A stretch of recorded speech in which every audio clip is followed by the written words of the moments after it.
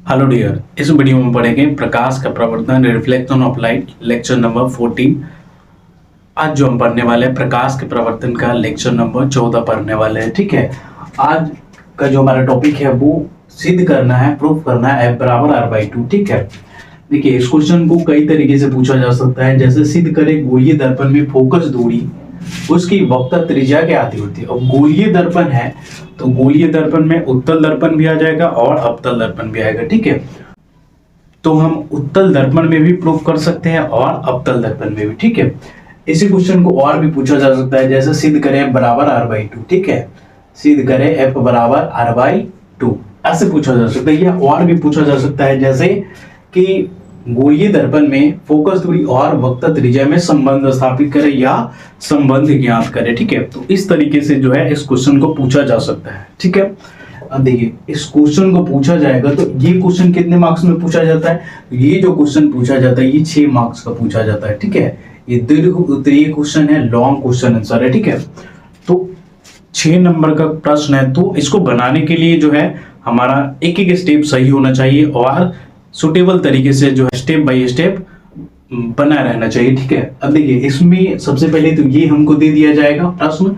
ठीक है, इसको सॉल्व हम कैसे करेंगे, बनाएंगे कैसे, प्रूफ कैसे करेंगे, सिद्ध कैसे करेंगे। ठीक है, तो इसमें देखिए जैसे प्रश्न पूछेगा, ठीक है, उसके जस्ट नीचे हमको हल लिखना होगा। ठीक है, हल में मानना पड़ेगा। ठीक है, मानना क्या पड़ेगा, तो ये जो हमने फिगर बनाया है और जहां पर एक साइड में हम इसको हल में लिखेंगे, ये थोड़ा सा लिखना पड़ेगा आपको। जो जो चीज हमने फिगर में किया है उसी बात को यहाँ पे लिखना पड़ेगा। ठीक है, तो लिखेंगे हम कहाँ, यहाँ पे क्या, तो पहले फिगर को समझ ले एक बार। ठीक है, हमने क्या किया, एक M और M' अवतल दर्पण लिया। ठीक है, अब हम अवतल दर्पण ही क्यों लिया? उत्तल दर्पण में प्रूफ नहीं हो सकता? तो बिल्कुल हो सकता है, उत्तल दर्पण में भी कर सकते हैं और अवतल दर्पण में। ठीक है, लेकिन ज्यादा जो सुविधा हो रहा है हमको अवतल दर्पण में हो रहा है। उत्तल दर्पण में भी हो जाता है, बशर्ते हमको ज्यामिति जो है ज्योमेट्री अच्छे से आना चाहिए। ठीक है, तो उसमें भी हो जाने वाला है। हम यहाँ जो कर रहे हैं अवतल दर्पण में कर रहे हैं। ठीक है, क्योंकि अवतल दर्पण उत्तल दर्पण से ज्यादा आसान होता है। ठीक है, तो देखिए हमने क्या किया, एक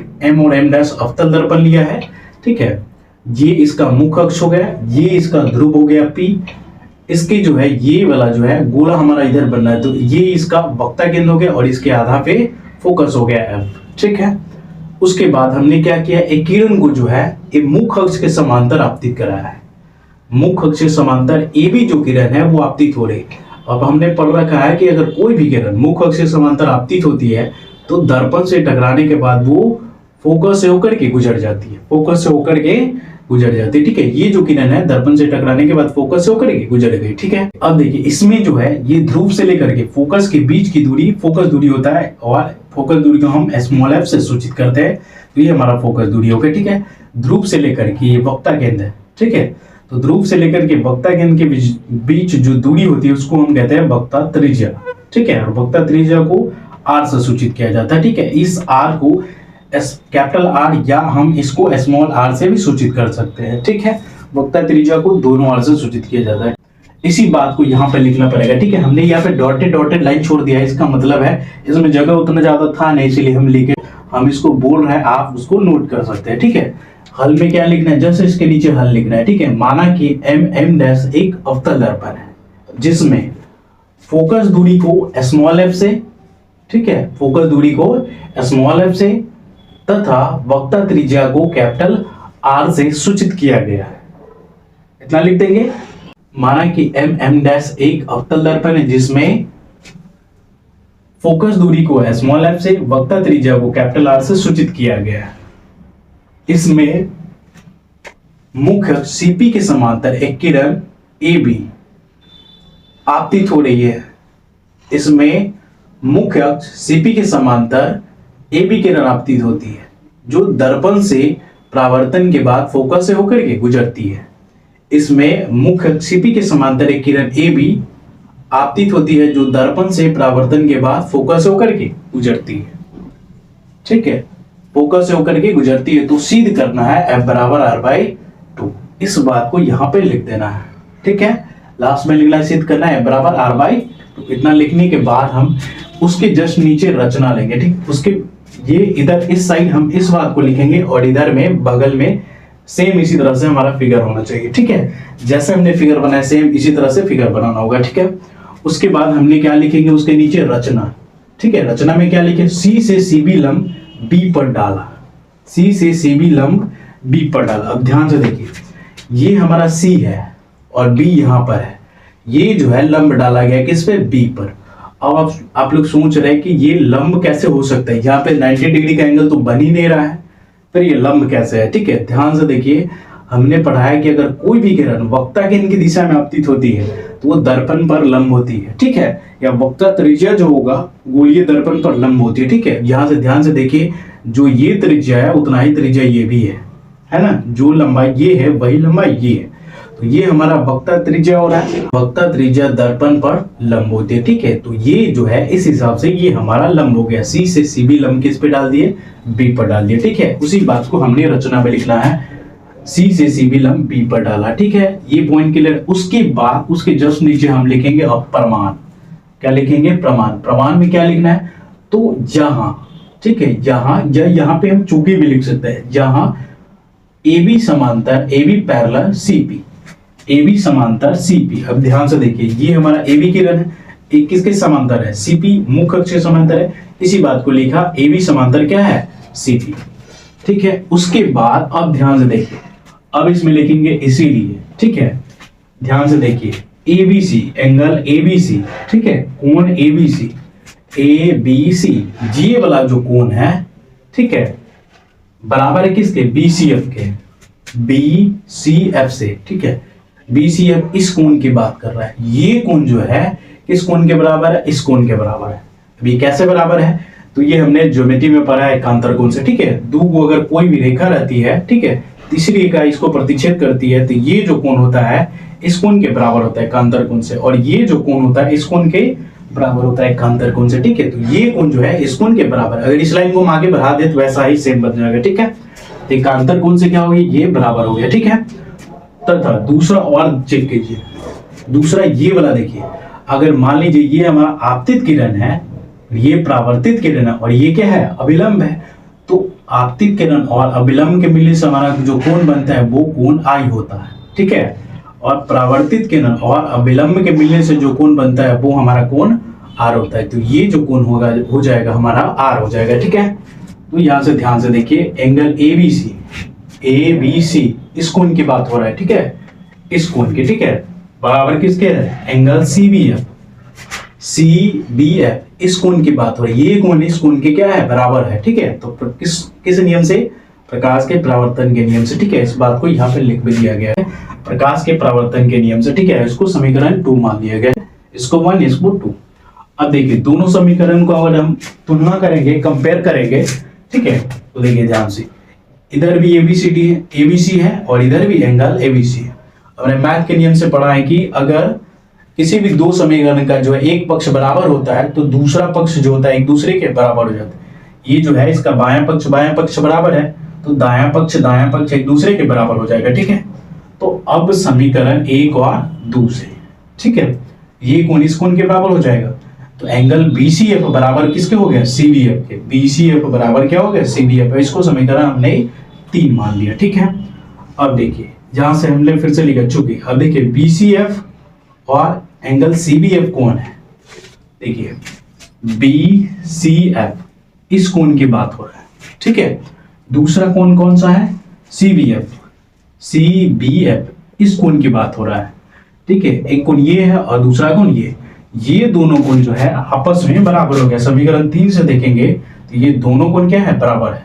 और यहां से ध्यान से देखिए एक त्रिभुज बन रहा है, सीबीएफ बन रहा है, एक त्रिभुज बन रहा है सीबीएफ।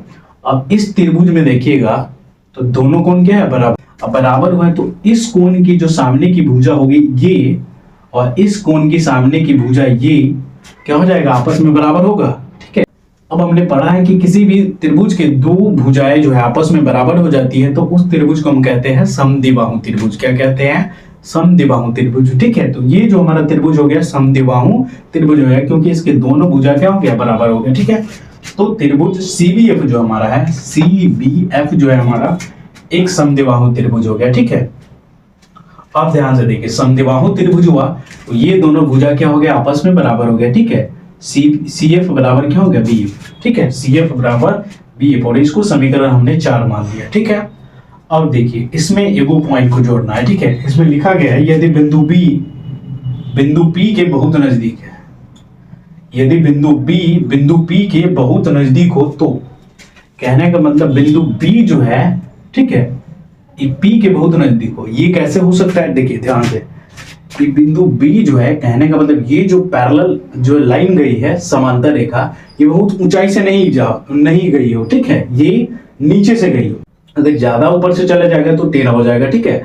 लेकिन देखिए अगर हम अवतल दर्पण को देखेंगे, जो हम घर में उपयोग करते हैं वो हमारा अवतल दर्पण, ध्यान से देखिएगा तो वो लगभग लगता है पूरा प्लेन ही है, समतल है, ठीक है।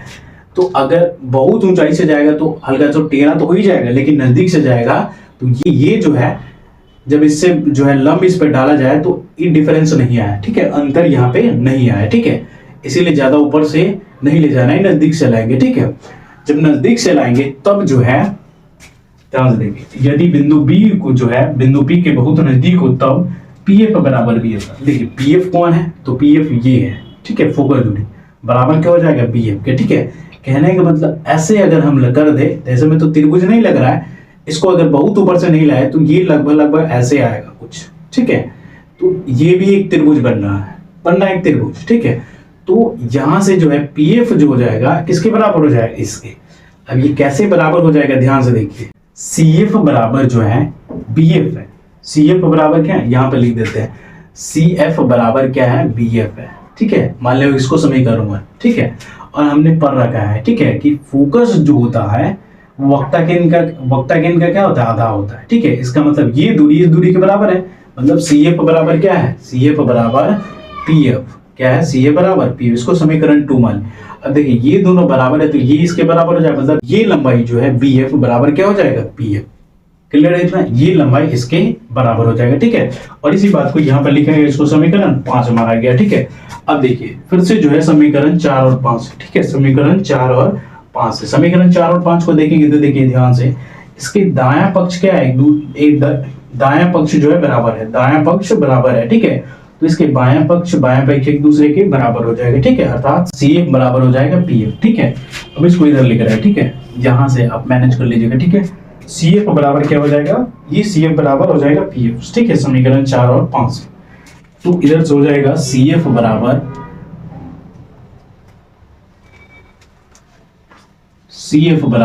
पी एफ, ठीक है, सी एफ बराबर क्या हो गया, पी एफ। अब ध्यान से देखिए, इसको मैं ऐसे लिख सकते हैं, और सी एफ क्या है, देखिए ध्यान से, सी एफ ये दूरी है, ये वाला दूरी है, और सी एफ ये जो दूरी है ये हमको पता नहीं है, लेकिन इसको पता कर सकते हैं। कैसे पता करेंगे, तो अगर इस आर में से इस एफ को घटा देंगे, ठीक है, तो हमको ये सी एफ पता चल जाएगा।